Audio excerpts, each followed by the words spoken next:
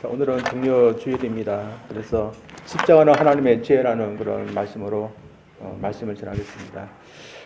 사람마다 나무를 볼 때 보는 관점이 다 다릅니다. 땔감을 구하는 사람에게는 나무가 먼저 멀어보겠습니다. 땔감으로 보일 것입니다. 목수는 어떻게 보이겠습니까? 집을 짓는 그 재료로 보일 것이고, 농민은 그 나무에서 열려지는 그 열매가 보일 것입니까? 그리고 여행자는 더위를 식혀주는 그런 그늘이 먼저 보일 것이고, 약재자는 뭐가 보겠습니까? 그 약이 될 수 있는 그 뿌리 같은 것이 보일 것입니다. 그리고 출판업자는 뭐가 보겠습니까? 이 나무를 베면 얼마만큼의 그 종이 나올 건가, 그것이 보일 것입니다. 그렇다면 우리 그리스도인들은 나무를 보면 뭐가 먼저 제일 생각나겠습니까? 오늘 종려주일인데 십자가가 먼저 생각날 것입니다. 그리스도인들 십자가를 생각하면 주님의 그런 아프심과 또한 우리의 죄, 우리들을 감당하시기 위해서 베푸신 그 은혜가 생각날 것입니다. 그래서 우리는 이 십자가를 생각할 때 주님을 생각하게 됩니다. 그러나 이 십자가도 오용될 수 있습니다. 십자가 자체에 어떤 효험이 있는 것처럼 그렇게 십자가를 생각하는 그런 사람들이 있었습니다. 2세기 때부터 이런 오용이 있었습니다. 십자가의 자체가 어떤 효험이 있을까요, 여러분? 우리 지금 십자가 없는데 나무 십자가 있다면 그 나무 십자가 자체에 어떤 신비한 어떤 복을 줄 수 있는 것, 혹은 귀신을 쫓아낼 수 있는 어떤 효험 같은 게 그 나무 십자가 자체에 있을까요? 나무 십자가는 그냥 나무입니다. 그래서 아무런 효험이 없습니다. 근데 벌써 2세기 때부터 사람들은 이 십자가 자체에 어떤 자신의 어떤 것을 해줄 수 있는 그런 힘이 있는 것처럼 그렇게 생각했습니다. 그래서 이 사람들은 이때부터 나무 십자가를 모으기 시작했습니다. 나무 십자가를 지나서 어떤 데는 금으로 만들거나 어떤 것으로 만들었습니다. 그래서 모으기 시작했습니다. 오늘날도 이 나무 십자가에 어떤 효험이 있다고 있는 사람들은 그것을 모읍니다. 작은 십자가보다는 어떤 십자가 더 낫겠습니까? 이런 사람들에게는 큰 십자가, 몇 개 있는 것보다는 많이 있는 것이 나을 것입니다. 그러나 십자가는 이렇게 오용돼서는 아니 되는 것입니다. 이것은 오늘 본문에 나와 있는 고린도 교회 식구들에게도 마찬가지였습니다. 고린도 식구들은 이 십자가 자체에 어떤 효험이 있다 이렇게 생각하지는 않았습니다. 그러나 십자가를 부끄러워했습니다. 특별히 이 십자가에 자신들의 구세주가 달려서 죽었다는 자체에 대해서, 그런 구세주를 자신들이 믿어야 한다는 자체에 대해서 자랑하지 못하고 부끄러워했습니다. 오늘날은 이미 이 십자가가 우리 기독교를 상징하는 어떤 상징물로 되었지만, 당시만 해도 이 십자가는 어떤 것이었습니까? 사람을 이렇게 처형하는 그런 처형 도구였습니다. 그래서 이런 처형 도구에 자신의 구세주가 달렸다, 이것을 전해야 한다는 그들은 그것을 자랑하지 못하고 오히려 부끄러워했습니다. 따라서 바울사도는 이 십자가에 대해서 더 설명해야 됐습니다. 이 십자가는 부끄러워할 것이 아니라 하나님의 능력이고 하나님의 지혜다, 그것을 오늘 본 말씀에서 설명하고 있습니다. 오늘 저희들도 마찬가지로 생각합니다. 저희들이 십자가에서 많이 듣습니다. 부활절 당하고 고난주일을 나면 특별히 더 십자가에서 많이 듣게 됩니다. 이 십자가가 우리가 많이 듣지만 그 십자가가 주는 그런 진정한 의미, 저희들이 믿고 살 수도 있습니다. 이런 의미에서 십자가가 왜 하나님의 능력이고 하나님의 지혜인지 살펴보기를 원합니다. 또한 그리고 이 십자가 하나님의 능력이고 또한 지혜면 우리가 그것에 대해서 어떻게 해야 되는지 한번 알아보고자 합니다. 먼저 십자가가 왜 하나님의 지혜며 능력입니까? 본문 18절 말씀에서 바울사도는 십자가가 하나님의 능력으로 말했는데 한번 읽어보겠습니다. 십자가의 도가 멸망하는 자들에게는 미련한 것이요 구원을 받는 우리에게는 하나님의 능력이야. 24절에도 그는 이렇게 말합니다. 오직 부르심을 받은 자들에게는 유대인이나 헬라인이나 그리스도는 하나님의 능력이요 하나님의 지혜니라. 그러나 이 십자가가 인간 관점으로 볼 때는 어떤 것이겠습니까? 이 십자가는 능력이 아니라 약한 것입니다. 인간 관점으로 볼 때는 구세주와 십자가는 서로 어울릴 수가 없는 것입니다. 그들이 볼 때 구세주는 어떤 분이어야 됩니까? 강한 분이어야 됩니다. 인간을 공고와 고통과 또 어려움에서 건져줄 수 있는 구세주가 되기 위해서는 약한 분이 아니라 강한 분이어야 됐습니다. 그래서 오늘날도 구세주라 하고 신뢰하는 그런 존재들은 어떤 존재들입니까? 하나같이 사람이 쉽게 접근할 수 없는 어떤 신비함이 있고 그리고 능력이 있는 존재로 표현되어 있습니다. 또한 그런 존재들을 모셔놓은 그런 사원들을 보면 성스럽습니다. 모든 사람들이 추앙할 수밖에 없고 두려워할 수밖에 없는 그런 존재들입니다. 여러분도 한번 들어보실 모르는데 그 성지 중 하나가 부탄에 있는 탁상 사원이라고 합니다. 3,140m나 되는 그런 높은 산에 그리고 절벽에 이 사원이 있습니다. 이 사원에 가기 위해서는 어려운 그런 코스를 지나야 되고 그 코스마다 성스러운 그런 것을 자아내기 위해서 깃발들이 있습니다. 이것을 오를 때마다 사람들이 어떤 마음을 가지고서 가겠습니까? 이 사원에 있는 불교 사원, 그들이 섬기고 있는 이 신은 자신들이 함부로 접근할 수 없는 그런 성스러운 분이다. 두려운 분이다. 또한 능력 있는 분이다. 이런 마음을 가지고서 올라가지 않겠습니까? 이 탁상사원은 원래는 호랑이의 굴이라는 그런 의미입니다. 전설이 있는데 이 탁상사원에 는 누가 왔는가 하면 티벳에서 부탄으로 불교를 전해준 스님이 호랑이 등을 타고 이 굴로 갔답니다. 그래서 이곳에서 명상을 하게 했답니다. 이런 전설과 사원이 사람들에게 뭘 전해주겠습니까? 신성함, 능력, 이것을 부각시켜 줍니다. 당시 사람들도 믿는 사람들이 이런 신들을 믿었는데 다 이런 신들이 어떤 능력 그리고 화력 그런 것을 자아냈던 그런 신들이었습니다. 이것을 사람들이 볼 때 당연한 것이었습니다. 신은 어떤 존재가 됩니까? 구세주는 어떤 존재가 됩니까? 능력이 있어야 되고 강해야 되고 화려해야 되고 신성해야 됩니다. 근데 그에 반해 십자가는 어떻습니까? 십자가는 강한 것이 아니라 약한 것입니다. 당시 십자가는 어떤 사람들이 채용됐습니까? 강한 사람이 채용된 게 아니라 약한 사람들이 채용됐습니다. 어떤 힘에 의해서 제압당해서 그곳에 채용됐습니다. 강한 사람은 그곳에 어떤 약한 사람들을 채용시켰지 자신들은 그곳에 채용되지 않았습니다. 그래서 구세주와 십자가는 맞지 않는 것 같습니다. 이것은 마치 뜨거운 얼음이라는 말과 똑같습니다. 여러분, 얼음이 뜨겁습니까? 얼음은 차갑습니다. 그래서 어떤 말이 옳습니까? 차가운 얼음이 맞고 뜨거운 얼음은 맞지 않는 것입니다. 마찬가지로 구세주와 십자가로도 마찬가지입니다. 구세주는 성스럽고 화려하고 또한 고귀하고 능력 있고 그런 분으로 오셔야 됩니다. 근데 그분이 십자가에서 약하고 책받는 그런 곳에서 죽으셨다? 사람들은 어울리지 않는다고 생각합니다. 그래서 이런 구세주를 기대하고 있던 사람들은 자신들의 구세주가 십자가에서 죽었다는 사실에 대해서 이런 소식을 전하는 메시지에 대해서 거부감을 이렇게 나타냈습니다. 그러나 우리 사람은 이런 십자가를 통해서 주시는 그런 복음, 그것에 대해서 우리가 판단할 수 있는 그런 존재는 되지 못합니다. 왜냐하면 우리 인간의 지혜, 롤드스는 우리 자신을 구원할 수 없었지만 하나님은 우리가 아니 된다, 우리가 할 수 없다, 그런 곳에서 우리를 구원할 수 있는 그런 구원의 문을 여셨기 때문에 우리는 하나님의 그런 방법에 대해서 우리는 판단할 수 없는 것입니다. 오늘도 이 십자가의 방법은 우리가 이해하기 힘든 그런 방법입니다.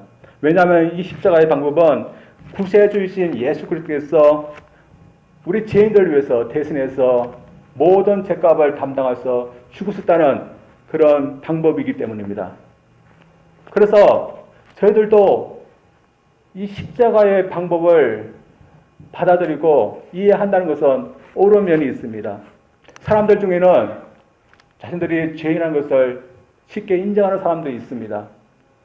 그러나 대부분 사람들은 어떻습니까?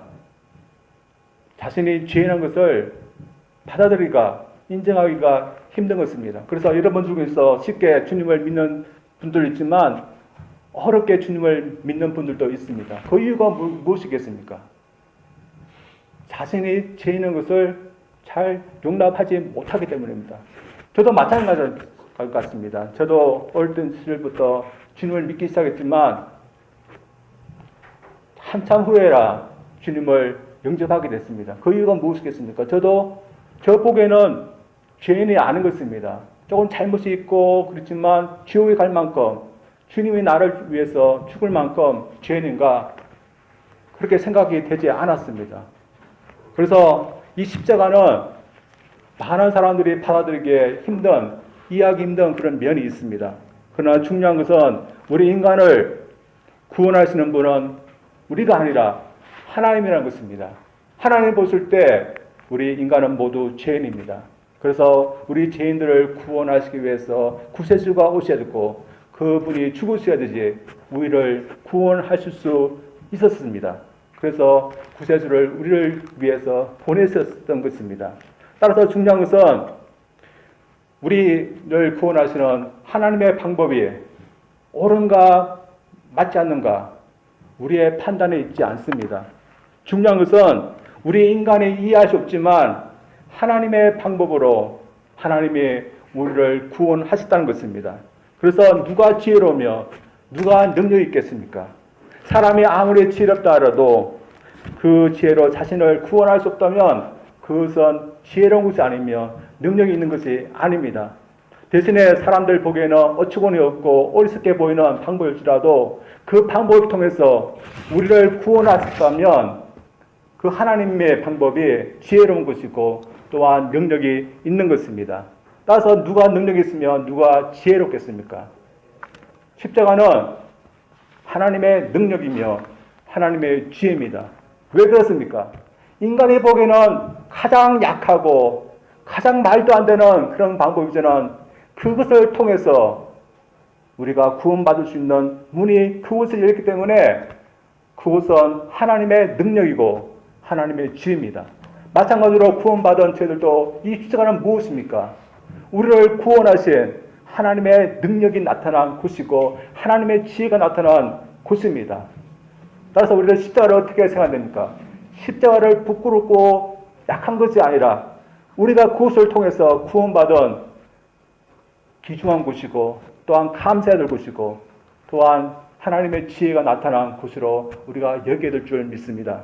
따라서 두 번째로 십자가 하나님의 지혜며 능력이 있는 이상 저희들은 어떻게 하야겠습니까?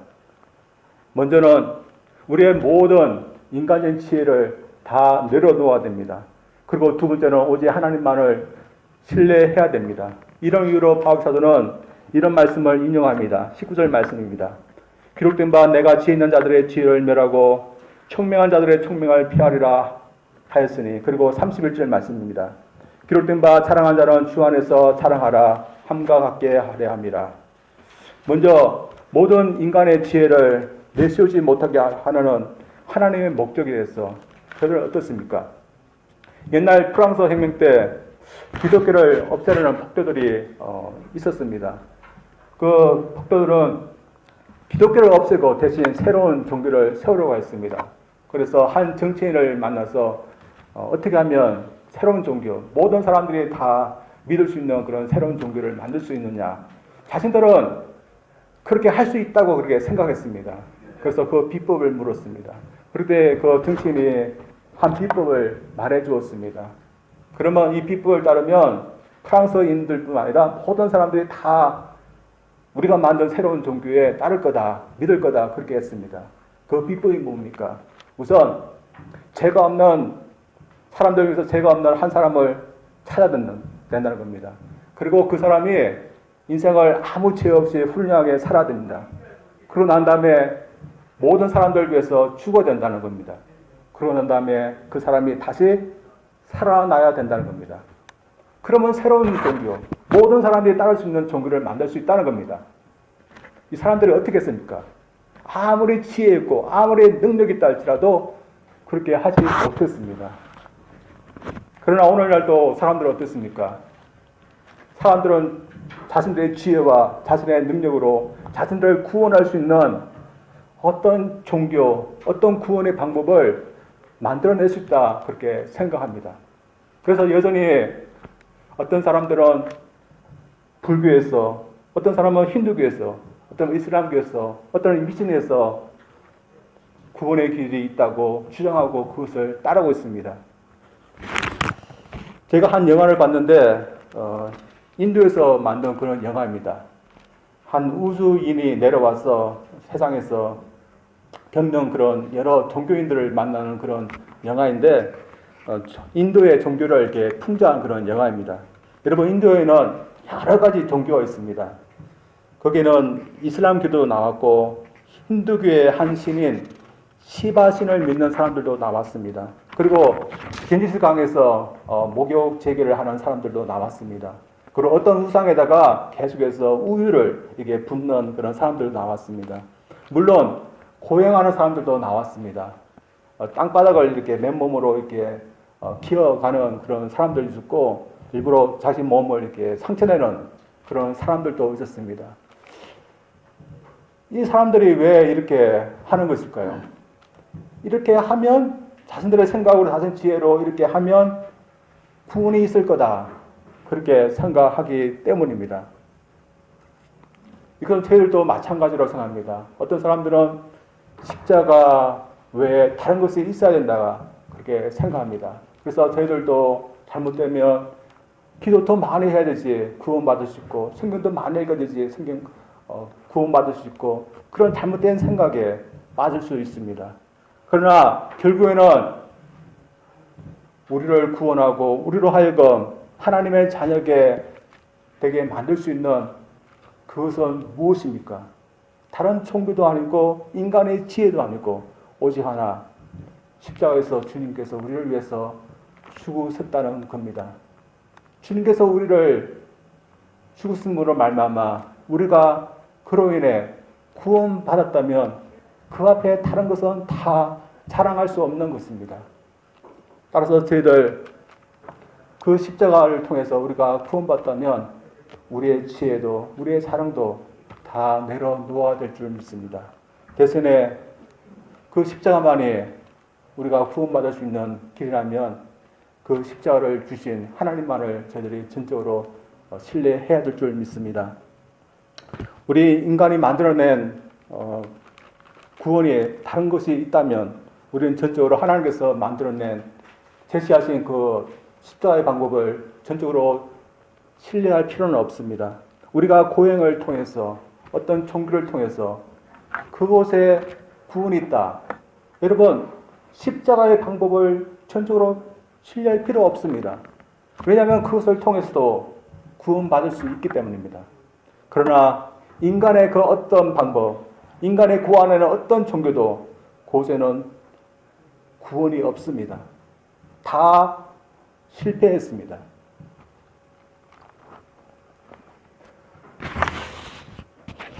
어떤 사람이 어린 원숭이 한 마리를 이렇게 입양하게 됐습니다.